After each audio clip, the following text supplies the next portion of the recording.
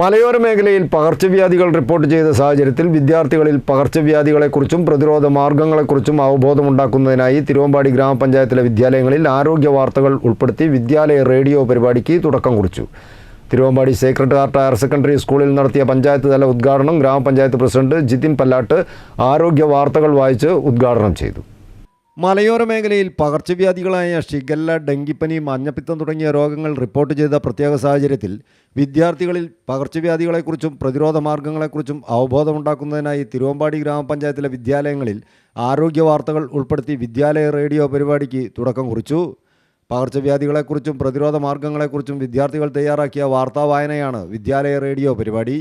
എല്ലാ ദിവസവും ഗ്രാമപഞ്ചായത്തിലെ എല്ലാ വിദ്യാലയങ്ങളിലും വിദ്യാർത്ഥികൾ തയ്യാറാക്കിയ ആരോഗ്യ വാർത്തകൾ വായിക്കും. Thiruvambady Sacred Heart Higher Secondary സ്കൂളിൽ നടത്തിയ പഞ്ചായത്ത് തല ഉദ്ഘാടനം ഗ്രാമപഞ്ചായത്ത് പ്രസിഡന്റ് ജിതിൻ പല്ലാട്ട് ആരോഗ്യ വാർത്തകൾ വായിച്ച് ഉദ്ഘാടനം ചെയ്തു.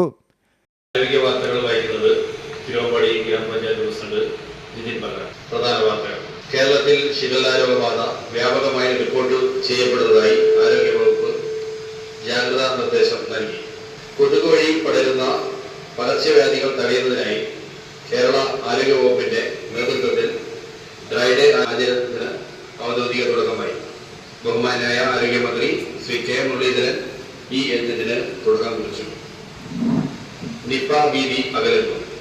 സമ്പർക്ക പട്ടികയിലുള്ള 15 പേരുടെയും പരിശോധനാ ഫലം നെഗറ്റീവ്. ഗ്രാമപഞ്ചായത്ത് vice president P R Ajitha, ആരോഗ്യ വിദ്യാഭ്യാസ സ്ഥിരം സമിതി അധ്യക്ഷൻ P A Firoz Khan, ward മെമ്പർമാരായ Biju Ennarmannil, Mariyamma Babu, medical officer doctor K V Priya, health inspector M Suneer, school principal Vipin M Sebastian, പ്രധാന അധ്യാപകൻ സജി തോമസ് എന്നിവർ ചടങ്ങിൽ സംബന്ധിച്ചു.